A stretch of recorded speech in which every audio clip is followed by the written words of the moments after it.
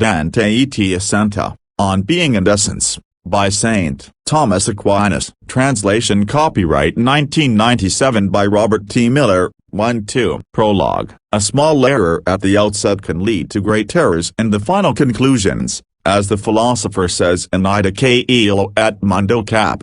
5, 271 ba 13, and thus, since being and essence are the things first conceived of by the intellect, as Avicenna says in Metaphysics cap.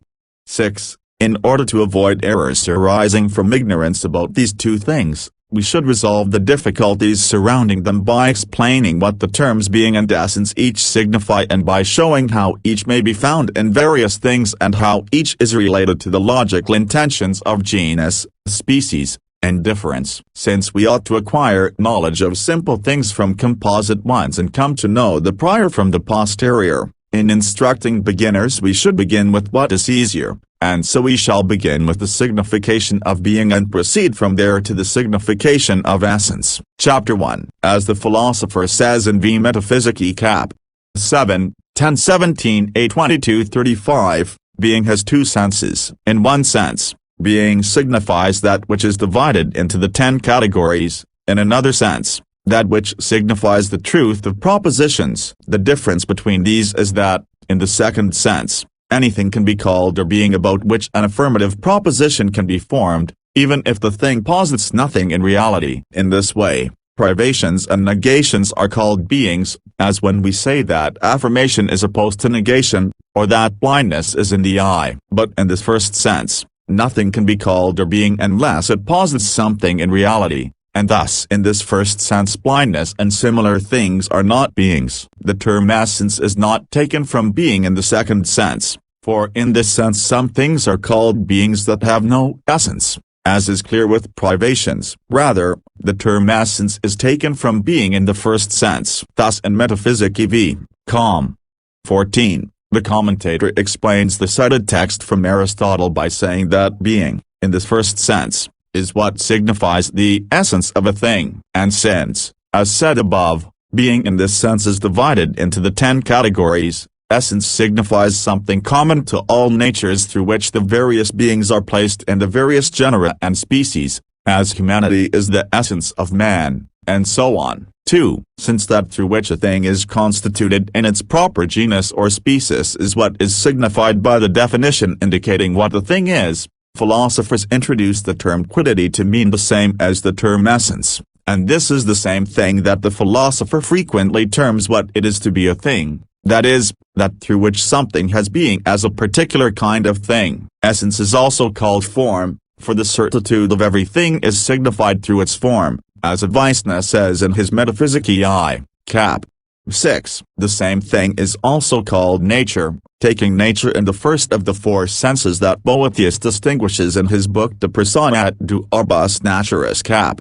1, pl 64, 1341b, in the sense, in other words, that nature is what we call everything that can in any way be captured by the intellect, for a thing is not intelligible except through its definition and essence. And so the philosopher says in V Metaphysics cap. 4, 1014b 36, that every substance is a nature. But the term nature used in this way seems to signify the essence of a thing as it is ordered to the proper operation of the thing, for no thing is without its proper operation. The term quiddity, surely, is taken from the fact that this is what is signified by the definition, but the same thing is called essence because the being has existence through it and in it. But because being is absolutely and primarily said of substances, and only secondarily and in a certain sense said of accidents, essence too is properly and truly in substances and is in accidents only in a certain way and in a certain sense. Now some substances are simple and some are composite, and essence is in both, though in the simple substances in a truer and more noble way, as these have existence in a nobler way. Indeed, the simple substances are the cause of the composite ones, or at least this is true with respect to the first simple substance, which is God. But because the essences of these substances are more hidden from us, we ought to begin with the essences of composite substances, as learning is easier when we begin with the easier things. Chapter 2. In composite substances we find form and matter, as in man there are soul and body. We cannot say, however, that either of these is the essence of the thing. That matter alone is not the essence of the thing is clear, for it is through its essence that a thing is knowable and is placed in a species or genus. But matter is not a principle of cognition, nor is anything determined to a genus or species according to its matter but rather according to what something is in act. Nor is form alone the essence of a composite thing, however much certain people may try to assert this. From what has been said, it is clear that the essence is that which is signified by the definition of the thing. The definition of a natural substance, however, contains not only form but also matter. Otherwise, the definitions of natural things and mathematical ones would not differ. Nor can it be said that matter is placed in the definition of a natural substance as something added to the essence or as some being beyond the essence of the thing, for that type of definition is more proper to accidents, which do not have a perfect 3 essence and which include in their definitions a subject beyond their own genus. Therefore, the essence clearly comprises both matter and form. Nor can it be said that essence signifies the relation between the matter and the form or something superadded to these, for then the essence would of necessity be an accident and extraneous to the thing, and the thing would not be known through its essence, contrary to what pertains to an essence. Through the form, surely, which is the act of the matter is made a being in act and a certain kind of thing. Thus, something that supervenes does not give to the matter existence in act simply, but rather existence in act in a certain way, just as accidents do, as when whiteness makes something actually white. Hence, when such a form is acquired, we do not say that the thing is generated simply but only in a certain way. The only possibility, therefore, is that the term essence, used with respect to composite substances, signifies that which is composed of matter and form. This conclusion is consistent with what Boethius says in his commentary on the categories, namely, that ousia signifies what is composite. Ousia, of course, is for the Greeks what essence is for us, as Boethius himself says in his book De Persona et de Orbis Naturis. 3. Aquinas even says, Metaphysici v. Cap. 5, that the quiddity of composite substance is the very composition of the form and the matter. And commenting on Book the 7th of Aristotle's Metaphysici, the commentator says, the nature that species and generable things have is something in the middle, that is, it is composed of matter and form. Metaphysici 7, com.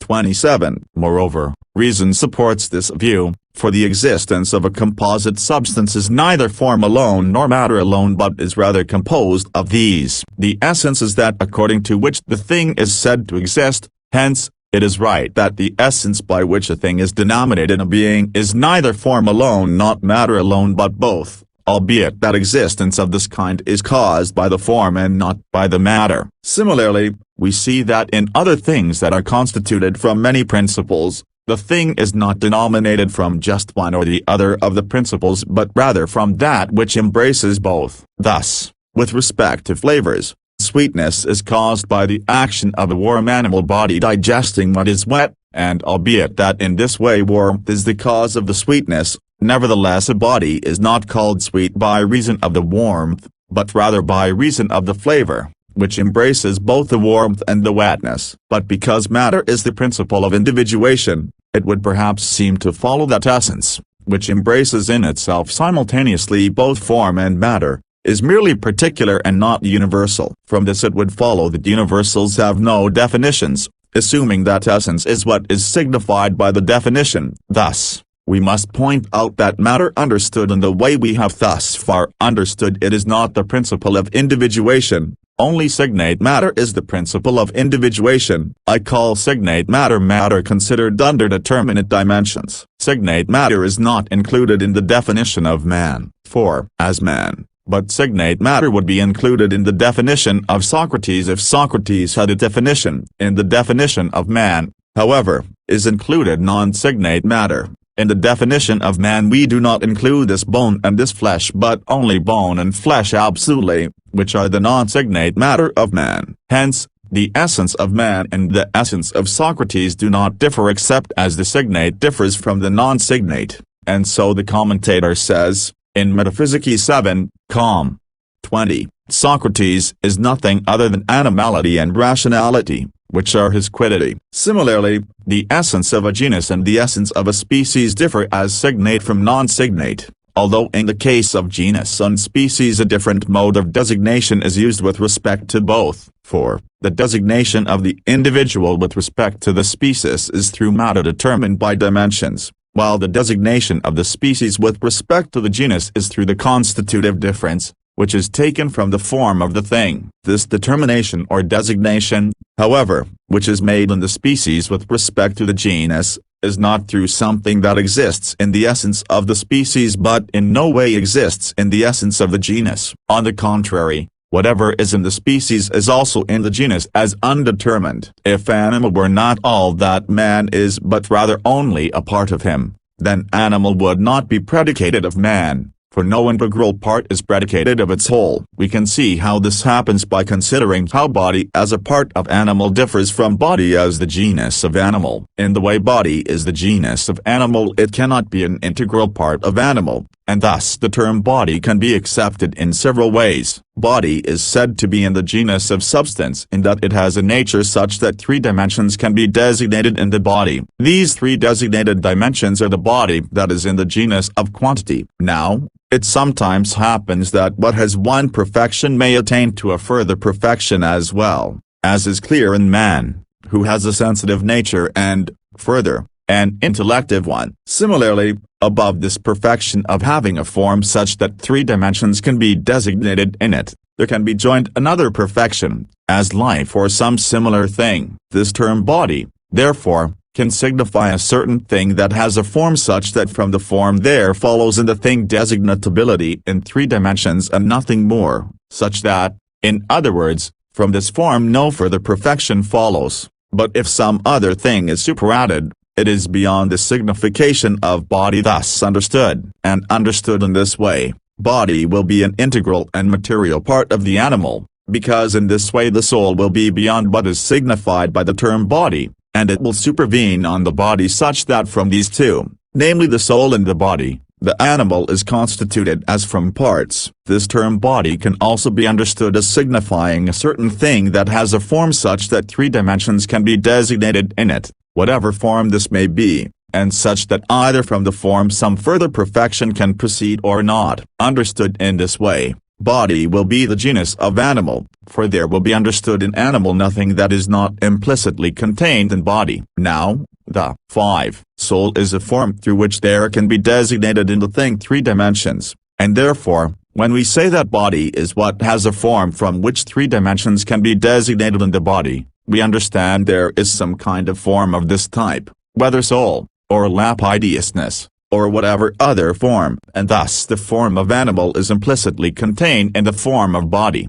just as body is its genus. The relation of animal to man is the same, for if animal name just a certain thing that has a perfection such that it can sense and move by a principle existing in itself, without any other perfection, then whatever further perfection may supervene would be related to animal as a component part, and not as implicitly contained in the notion of animal, and in this way animal would not be a genus. But animal is a genus in that it signifies a certain thing from the form of which sensation and motion can proceed, whatever this form may be, whether a sensible soul only, or a soul both sensible and rational. Therefore, the genus signifies indeterminately the whole that is in the species and does not signify matter alone. Similarly, the difference also signifies the whole and does not signify the form alone, and the definition, or even the species, signifies the whole. But these nevertheless signify the same thing in different ways, for the genus signifies the whole as a certain denomination determining that which is material in the thing without the determination of its proper form, whence the genus is taken from the matter,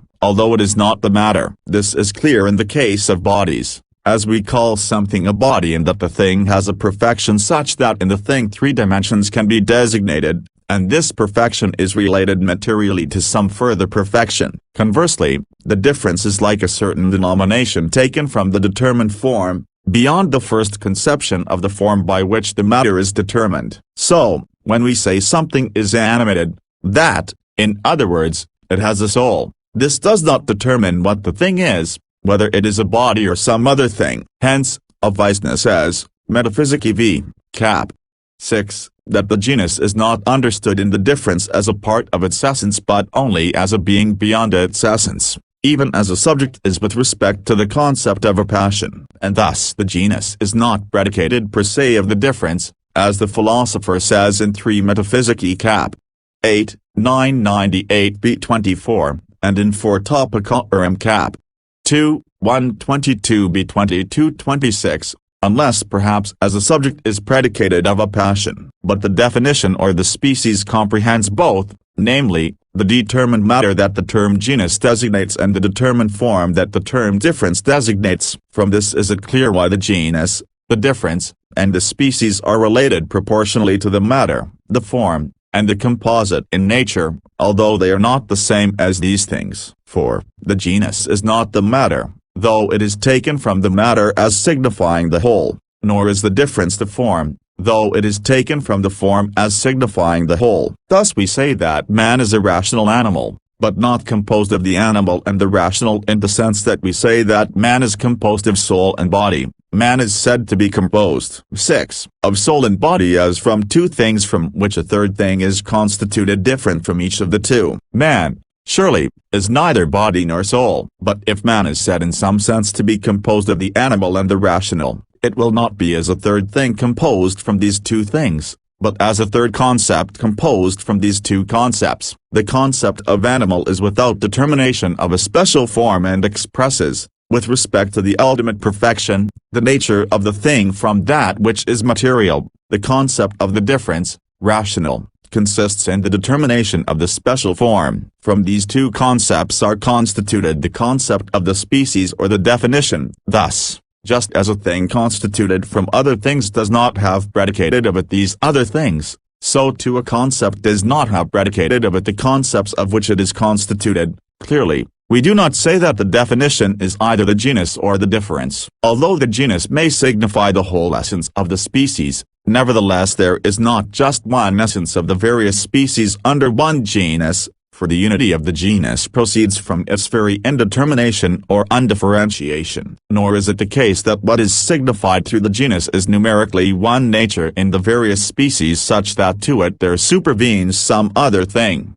which is the difference that determines it, as a form determines matter, which is numerically one. Rather, the genus signifies some form, though not determinately this one or that one, which the difference expresses determinately, the very one that is signified indeterminately through the genus. And thus the commentator says in Metaphysics 12, 4, com.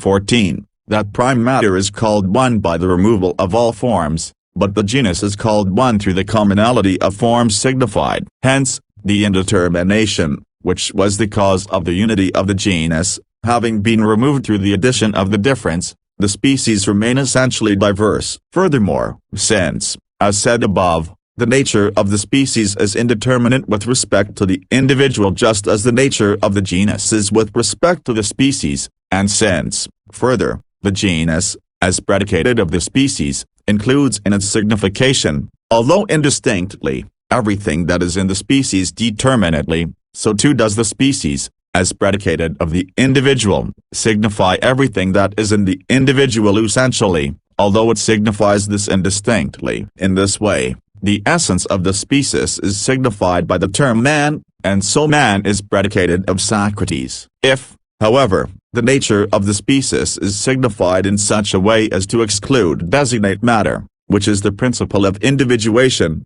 then the species is related to the individual as a part, and this is how the term humanity signifies, for humanity signifies that by which a man is a man. Designate matter, however, is not that by which a man is a man, and it is in no way contained among those things that make a man, since, therefore, the concept of humanity includes only those things by which a man is a man. Designate matter is excluded or pretermitted, and since a part is not predicated of its whole, humanity is predicated neither of man nor of Socrates. Thus Aquinas says, Metaphysics v. Cap.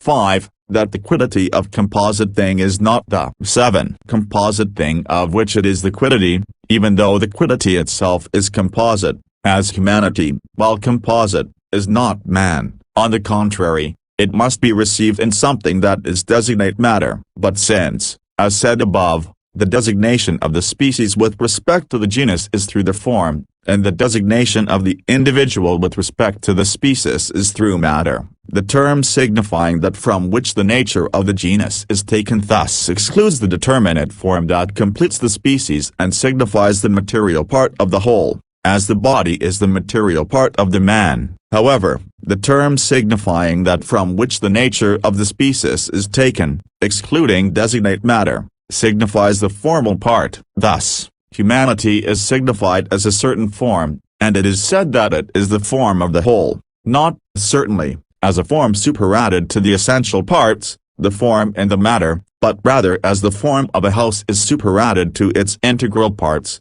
and that is better called the form which is the whole. In other words, that which embraces the form and the matter, albeit excluding those things through which the designatability of matter arises. Therefore, the term man and the term humanity both signify the essence of man, though in diverse ways. As said above, the term man signifies the essence as a whole. In other words, insofar as the essence does not exclude designation of matter but implicitly and indistinctly contains it, in the way in which we said that the genus contains the difference. Hence, the term man is predicated of individuals, but the term humanity signifies the essence of man as a part because it contains in its signification only what belongs to man insofar as he is man, and it excludes all designation, and so it is not predicated of individual men, and for this reason the term essence is sometimes found predicated of the thing, as when we say that Socrates is a certain essence, and sometimes the term essence is denied of the thing, as when we say that the essence of Socrates is not Socrates. Chapter 3. Having seen what the term essence signifies in composite substances, we ought next see in what way essence is related to the logical intentions of genus, species, and difference. Since that to which the intentions of genus or species or difference is appropriate is predicated of the signate singular, it is impossible that a universal intention, like that of the species or genus, should be appropriate to the essence if the genus or species is signified as a part, as in the term humanity or animality. Thus, Aquinas says, Metaphysics v. Cap. 6, that rationality is not the difference but the principle of the difference. For the same reason, humanity is not a species, and animality is not a genus. Similarly, we cannot say that the intention of species or genus is appropriate to the essence as to a certain thing existing beyond singulars, as the Platonists used to suppose, for then the species and the genus would not be predicated of an individual. We surely cannot say that Socrates is something that is separated from him, nor would that 8 separate thing advance our knowledge of this singular thing, and so the only remaining possibility is that the intention of genus or species is appropriate to the essence as the essence is signified as a whole. As the term man or animal implicitly and indistinctly contains the whole that is in the individual, the nature, however, or the essence thus understood can be considered in two ways. First, we can consider it according to its proper notion, and this is to consider it absolutely. In this way, nothing is true of the essence except what pertains to it absolutely, thus everything else that may be attributed to it will be attributed falsely. For example, to man, in that which he is a man, pertains animal and rational and the other things that fall in his definition, white or black or whatever else of this kind that is not in the notion of humanity does not pertain to man in that which he is a man. Hence, if it is asked whether this nature, considered in this way, can be said to be one or many, we should concede neither alternative, for both are beyond the concept of humanity, and either may befall the conception of man. If plurality were in the concept of this nature, it could never be one, but nevertheless it is one as it exists in Socrates. Similarly, if unity were in the notion of this nature, then it would be one and the same in Socrates and Plato, and it could not be made many in the many individuals. Second, we can also consider the existence the essence as in this thing or in that. In this way something can be predicated of the essence accidentally by reason of what the essence is in, as when we say that man is white because Socrates is white, although this does not pertain to man in that which he is a man, the nature considered in this way, however, has a double existence. It exists in singulars on the one hand, and in the soul on the other, and from each of these there follow accidents, in singulars. Furthermore, the essence has a multiple existence according to the multiplicity of singulars. Nevertheless, if we consider the essence in the first, or absolute, sense, none of these pertain to the essence. For it is false to say that the essence of man, considered absolutely, has existence in the singular, because if existence in the singular pertained to man insofar as he is man, man would never exist outside the singular. Similarly, if it pertained to man insofar as he is man not to exist in the singular, then the essence would never exist in the singular. But it is true to say that man, but not insofar as he is man, has whatever may be in this singular or in that one, or else in the soul. Therefore, the nature of man considered absolutely abstracts from every existence, though it does not exclude the existence of anything either, and the nature thus considered is the one predicated of each individual. Nevertheless, the nature understood in this way is not a universal notion, because unity and commonality are in the notion of a universal, and neither of these pertains to human nature considered absolutely. For if commonality were in the concept of man, then in whatever humanity were found, there would be found commonality, and this is false, because no commonality is found in Socrates, but rather whatever is in him is individuated. Similarly, the notion of genus or species does not pertain to human nature as an accident arising from the existence that the nature has in individuals, for human nature is not found in individuals according to its unity such that it will be one thing in all the individuals, which the notion of the universal demands. The only possibility, therefore, is that the notion of species pertains to human nature according to the existence human nature has in the intellect. Human nature has in the intellect existence abstracted from all individuals, and thus it is related uniformly to all individuals that exists outside the soul, as it is equally similar to all of them, and it leads to knowledge of all insofar as they are men. Since the nature in the intellect has this relation to each individual, the intellect invents the notion of species and attributes it to itself. Hence, the commentator, in De Anima I, Com. 8, says, the intellect is what makes universality in things, and ə଼kwaɪnəs says the same in his Metaphysics v. Cap. 2. Although this nature understood in the intellect has the notion of a universal in relation to things outside the soul, because it is one likeness of them all, as the nature has existence in this intellect or in that one, it is a certain particular understood species. The commentator, therefore, is in error in De Anima 3, Com. 5, when he wants to infer the unity of intellect in all men from the universality of the understood form, because the universality of the form does not arise from the existence the form has in the intellect but rather from its relation to things as a likeness of such things. It is as if there were a corporeal statue representing many men. That image or species of statue would have a singular and proper existence insofar as it exists in this matter, but it would have an aspect of commonality insofar as it was a common representative of many. Since human nature, considered absolutely, is properly predicated of Socrates, and since the notion of species does not pertain to human nature considered absolutely but only accidentally because of the existence the nature has in the intellect, the term species is not predicated of Socrates, for we do not say that Socrates is a species. We would have to say that Socrates is a species if the notion of species pertained to man arising from the existence that the nature has in Socrates or from the nature considered absolutely,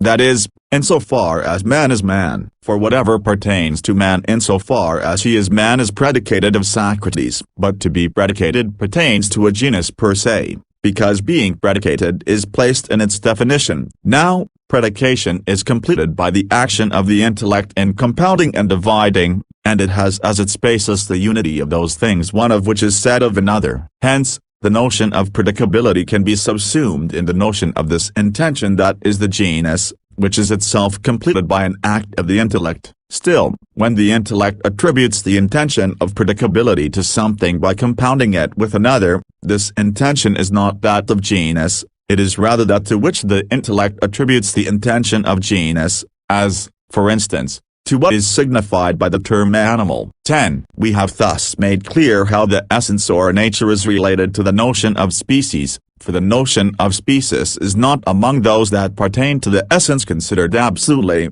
nor is it among the accidents that follow from the existence that the essence has outside the soul, as whiteness or blackness. Rather, the notion of species is among the accidents that follow from the existence the essence has in the intellect, and in this way as well do the notions of genus or difference pertain to essences. Chapter 4. We should now see how essences exist in separated substances, that is, in the soul, in the intelligences, and in the first cause. Now, while everyone concedes the simplicity of the first cause, some people have tried to introduce into the intelligences and the soul a composition of form and matter, a position that seems to have begun with the Weisbrunn, the author of the book called Fons Vitae. But this view is repugnant to the common teaching of the philosophers, for they call these things substances separated from matter, and they prove them to be wholly without matter. The most cogent demonstration of this proceeds from the excellence of understanding found in these substances, for we see that forms are not actually intelligible except as they are separated from matter and its conditions,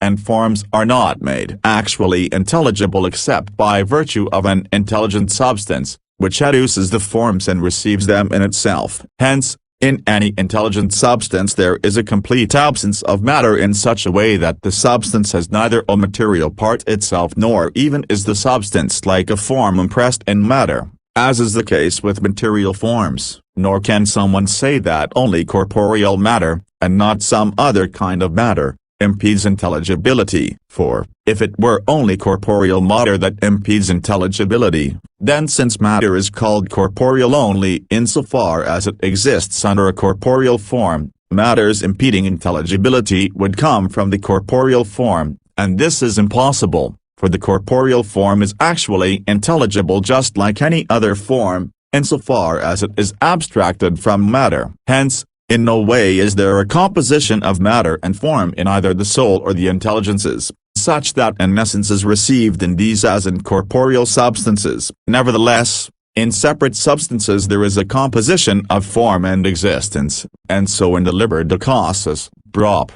9, it is said that the intelligences have form and existence, and in this place form is taken in the sense of a simple quality or nature. It is easy to see how this is the case. Whenever two things are related to each other such that one is the cause of the other, the one that is the cause can have existence without the other, but not conversely. Now, we find that matter and form are related in such a way that form gives existence to matter, and therefore it is impossible that matter exist without a form. But it is not impossible that a form exist without matter, for a form, insofar as it is a form, is not dependent on matter. When we find a form that cannot exist except in matter, this happens because 11. Such forms are distant from the first principle, which is primary and pure act. Hence, those forms that are nearest the first principle are subsisting forms essentially without matter, for not the whole genus of forms requires matter,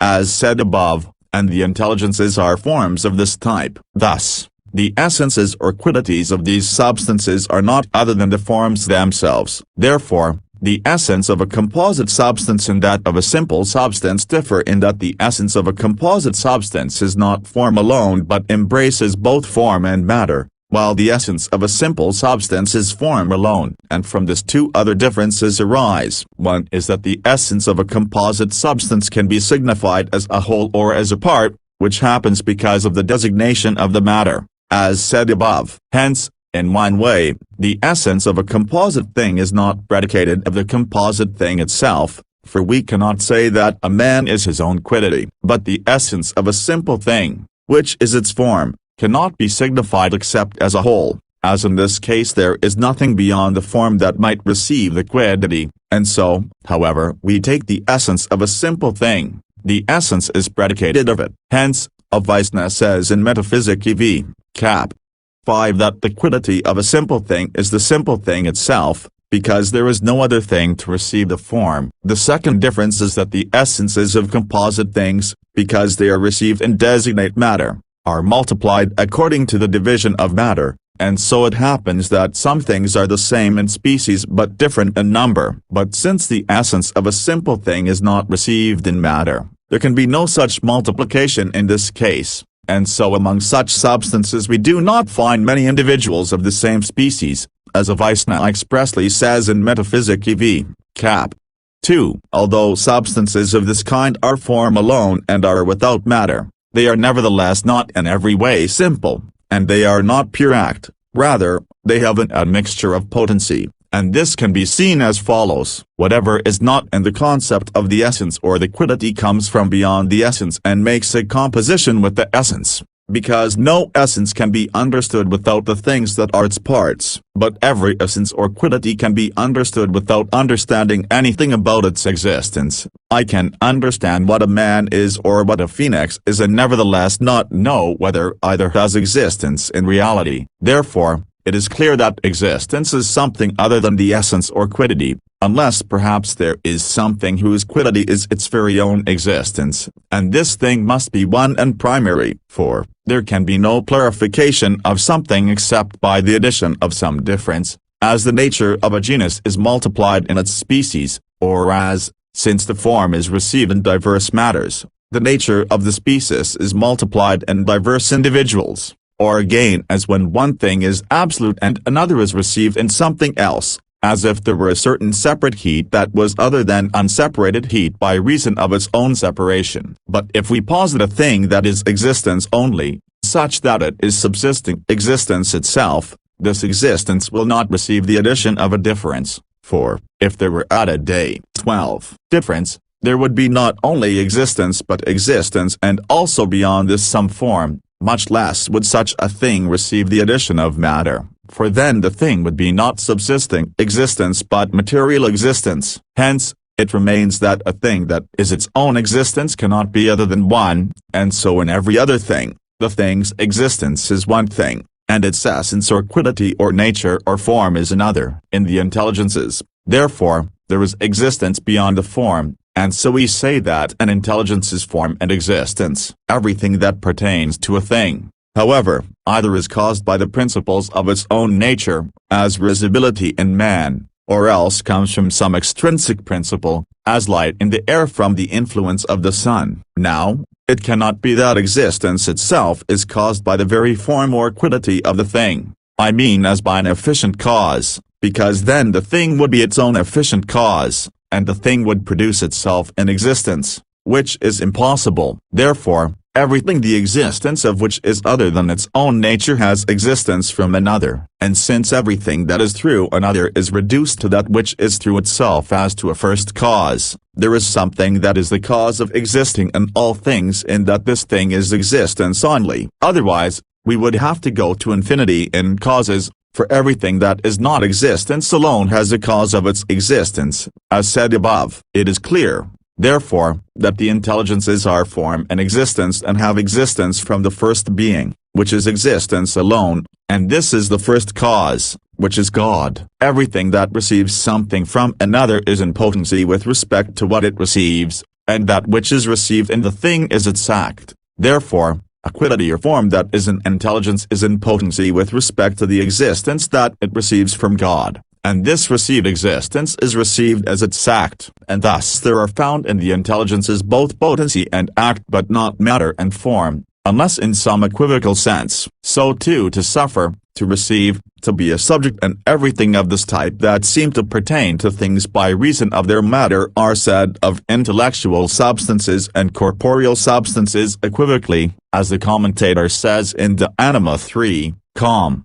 14. Furthermore, since, as said above, the quiddity of an intelligence is the intelligence itself, its quiddity or essence is itself the very thing that exists, and its existence received from God is that by which it subsists in the nature of things, and because of this some people say that substances of this kind are composed of what is and that by which it is, or of what is in existence, as Boethius says in De Hebdomadibus, pl 64, 1311 BC. Moreover, since we posit in the intelligences potency and act, it will not be difficult to find a multitude of intelligences, which would be impossible if there were in them no potency. Hence, The commentator says in De Anima 3, com.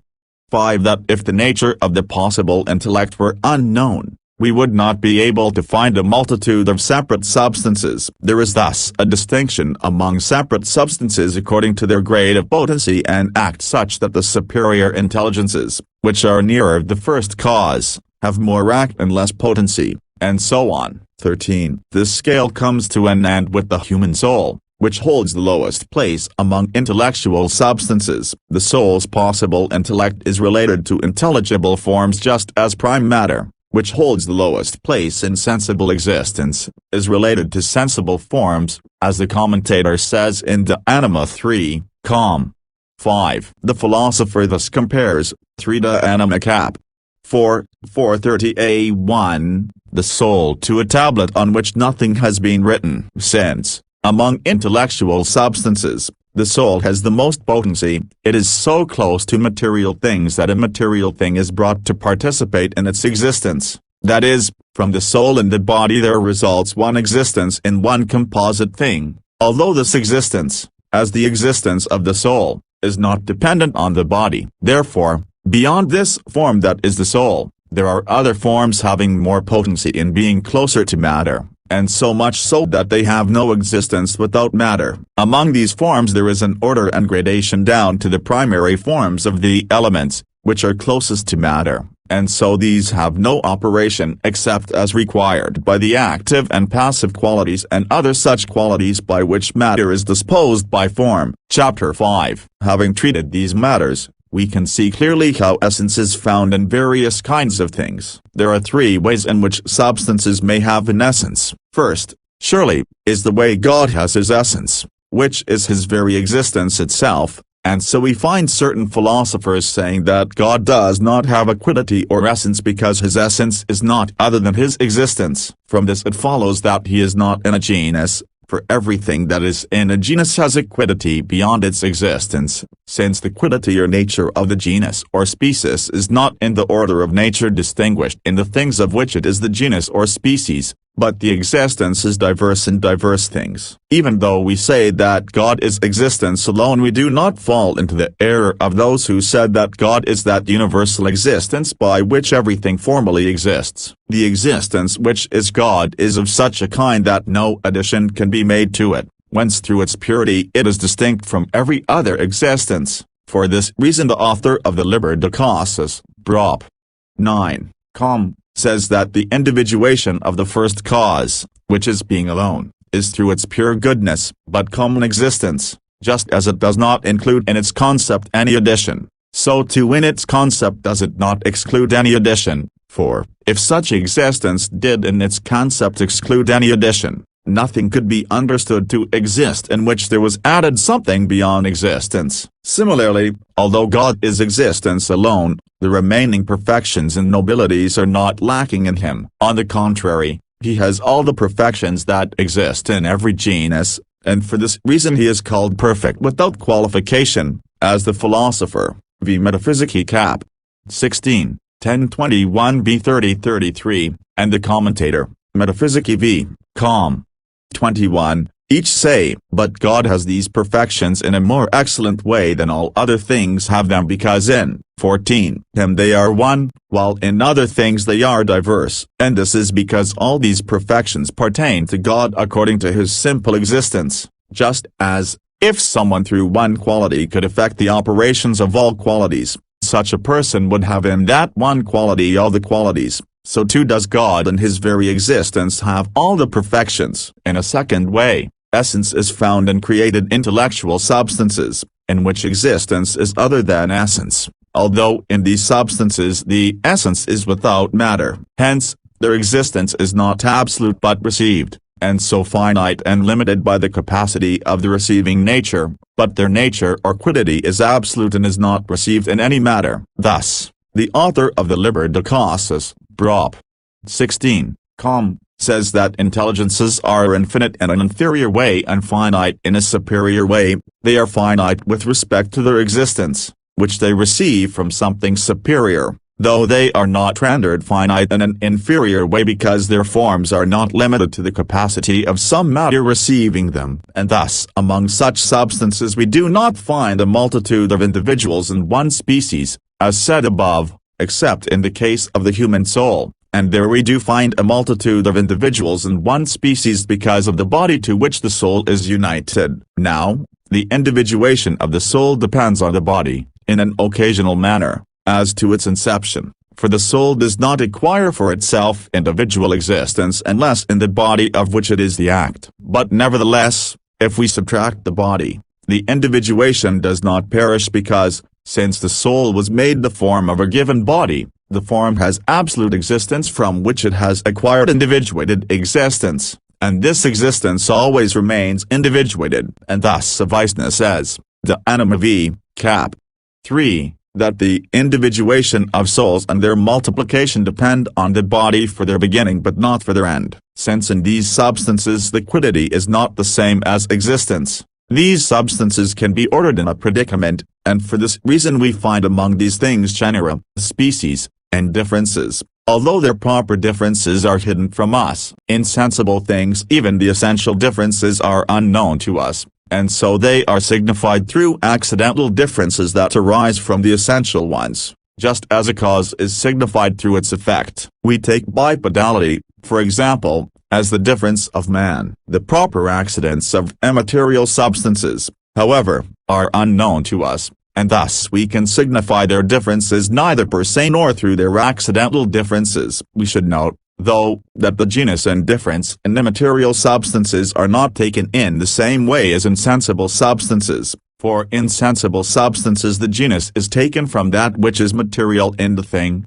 while the difference is taken from that which is formal in the thing. Hence, Aquinas says, the anima I, cap. 1, that, in things composed of form and matter, the form is its simple difference because the thing is constituted from it, not, however, because the form is the difference but rather because it is the principle of the difference, as Aquinas himself says in his Metaphysics v. cap. 6. Further, this difference 15 is called a simple difference because it is taken from that which is a part of the quiddity of the thing, namely, from the form. But since immaterial substances are simple quiddities, in such substances the difference cannot be taken from that which is a part of the quiddity but only from the whole quiddity, and so in the anima I, cap. 1, Aquinas says that substances have no simple difference except for those species of which the essences are composed of matter and form. Similarly, in immaterial things the genus is taken from the whole essence, though not in the same way as the difference is. One separated substance is like another with respect to their immateriality, but they differ one from another with respect to their grade of perfection according to how far each recedes from potentiality and approaches pure act. And so, in such substances, the genus is taken from that which arises in these substances insofar as they are immaterial, as intellectuality and such things. The difference, however, is taken from that which arises in these substances from their grade of perfection, although these differences are unknown to us. Nor are these differences accidental because they arise from greater and lesser perfection, which do not diversify the species. For, while the grade of perfection in receiving the same form does not diversify the species, as whiter and less whiten participating in whiteness of the same type, nevertheless, a different grade of perfection in these participated forms or natures does diversify the species, just as nature proceeds by grades from plants to animals through those things that are median between plants and animals, as the philosopher says in Ente de Historia Animalium cap. 1, 588b 412. Nor is it necessary that the division of intellectual substances always be made through two true differences, for it is impossible that this happen in all things, as the philosopher says in Ida Partibus Animalium cap.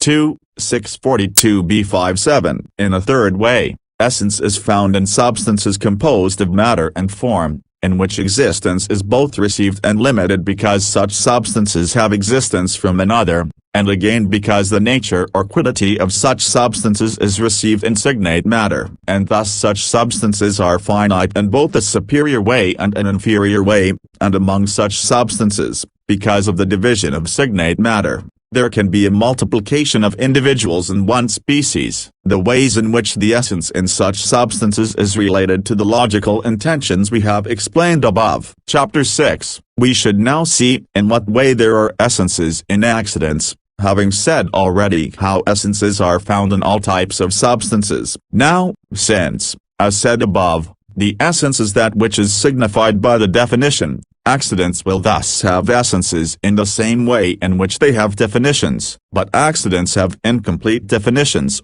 because they cannot be defined unless we put a subject in their definitions, and this is because they do not have absolute existence per se apart from a subject, but just as from the form and the matter. 16. Substantial existence results when the substance is compounded. So too from the accident and the subject does accidental existence result when the accident comes to the subject. Thus, neither the substantial form nor the matter has a complete essence, for even in the definition of the substantial form we place something of which it is the form, and so its definition involves the addition of something that is beyond its genus, just as with the definition of an accidental form. Hence, the natural philosopher places the body in the definition of the soul because he considers the soul only insofar as it is the form of the physical body. But this is the case only with substantial and accidental forms because, just as the substantial form has no absolute existence per se without that to which the form comes, so too does that to which the form comes, namely matter, have no absolute per se existence. Thus, from the conjunction of both there results that existence in which the thing per se subsists, and from these two there is made one thing per se, for, from the conjunction of these there results a certain essence. Hence, although considered in itself the form does not have the complete aspect of an essence, nevertheless it is part of a complete essence. But that to which an accident comes is in itself a complete being subsisting in its own existence, and this existence naturally precedes the accident that supervenes. Therefore, the supervening accident, from its conjunction with the thing to which it comes, does not cause that existence in which the thing subsists, the existence through which the thing is a being per se. It causes, rather, a certain secondary existence without which the subsisting being can be understood to exist, as what is first can be understood without what is second. Hence, from the accident and the subject there is made something that is one accidentally, not essentially, and so from the conjunction of these two there does not result an essence, as there does from the conjunction of form and matter. And so an accident has neither the aspect of a complete essence nor is it a part of an essence. Rather, just as an accident is a being only in a certain sense, so too does it have an essence only in a certain sense. But since that which is greatest and truest in a genus is the cause of the lesser things in the genus, as fire, which is at the extreme of heat, is the cause of heat in other hot things, as the philosopher says in 2 Metaphysics cap.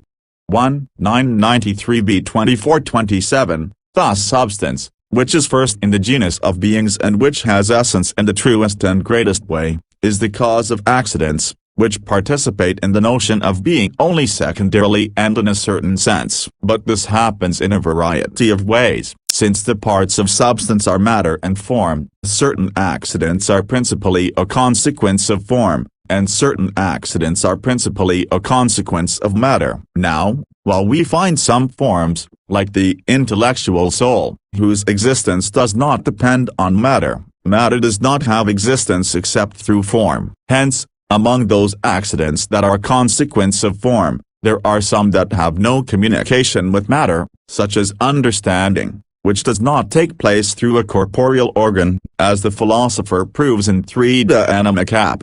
1, 429a 18b5. Other accidents that are consequence of form do have communication with matter, and among 17 these is sensation. But no accident a consequence of matter is without some communication with form. Among the accidents that are consequences of matter there is found a certain diversity. Some accidents follow from the order the matter has to a special form, as the masculine and the feminine in animals, the difference between which is reduced to the matter, as the philosopher says in Ex Metaphysicae cap.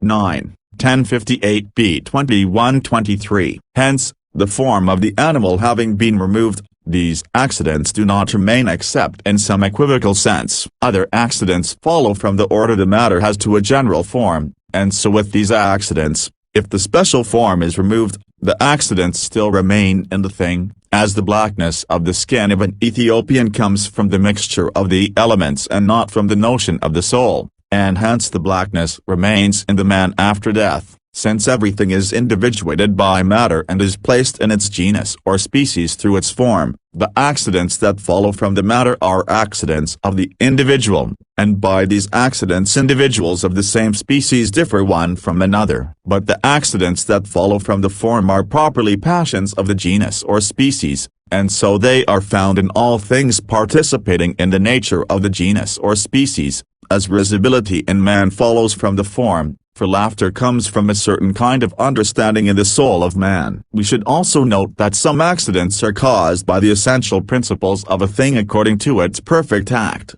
as heat in fire, which is always hot, while other accidents are the result of an aptitude in the substance, and in such cases the complete accident arises from an exterior agent, as transparency in air, which is completed through an exterior luminescent body. In such things, the aptitude is an inseparable accident, but the complement, which comes from some principle that is beyond the essence of the thing, or that does not enter into the constitution of the thing, is separable, as the ability to be moved, and so on. We should further note that in accidents, the genus, difference, and species are taken in a way different from that in substances. For in substances, from the substantial form and the matter there is made something one per se, a certain single nature resulting from the conjunction of these two, and this nature is properly placed in the predicament of substance. Hence, in substances, the concrete terms that signify the composite are properly said to be in the genus,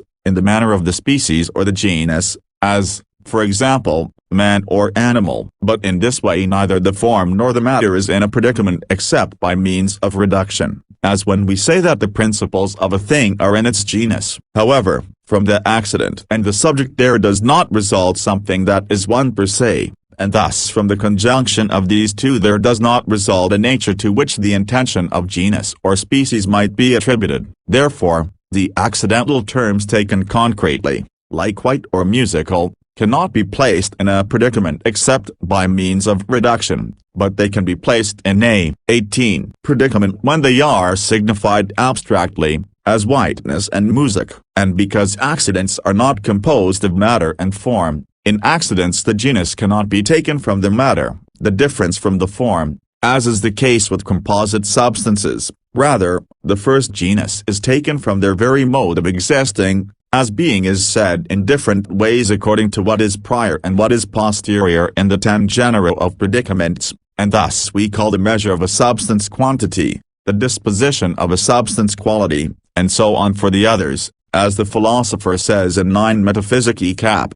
1, 1045b 2732. The differences in accidents are taken from the diversity of principles by which they are caused. Since passions are properly caused by the proper principles of the subject is placed in the definition of the passion in place of the difference if the passion is being defined in the abstract and properly in its genus, as when we say that having a snub nose is the upward curvature of the nose. But it would be the converse if the definition of the passion were taken according to its concrete sense. In this way, the subject is placed in the definition as a genus, for then the passion is defined in the mode of composite substances in which the notion of the genus is taken from the matter, as when we say that the snub nose is an upwardly curving nose. The case is similar when one accident is the principle of another, as the principle of relation is action and passion and quantity, and thus by reference to these the philosopher divides relation in v Metaphysics cap. 15. 1020b 2632. But because the proper principles of accidents are not always manifest, we sometimes take the differences of accidents from their effects, as we do with the concentrative and the diffusive, which are called the differences of color and which are caused by the abundance or the paucity of light, which cause the different species of color. We have thus made clear how essence is found in substances and in accidents, and how in composite substances and in simple ones, and in what way the universal intentions of logic are found in all of these, except for the first being, which is the extreme of simplicity and to which, because of its simplicity, the notions of genus, species, and thus definition do not apply. And having said this, we may make an proper end to this discourse. Amen. Notes. 1. This translation follows the Leonine edition of Aquinas' works, Volume 43, Sancti Doctor Aquino Opera Omnia 368-381, Rome 1976. 2. All persons are licensed to reproduce this translation and the footnotes hereto for personal or educational purposes, provided that the notice of copyright set forth above in this notice are included in their respective entireties in all copies. This license includes reproduction by a commercial entity engaged in the business of providing copying services if such reproduction is made pursuant to 19. An agreement the other party to which would be licensed under the preceding sentence to reproduce this translation for personal or educational purposes. 3. Although quoted by various 13th century authors, this statement does not appear in the text of De Persona do Orbis Naturis as we have it. 4. Aquinas knew this book as Book 11. This text is part of the Internet Medieval Source Book. The source book is a collection of public domain and copy-permitted texts related to medieval and Byzantine history.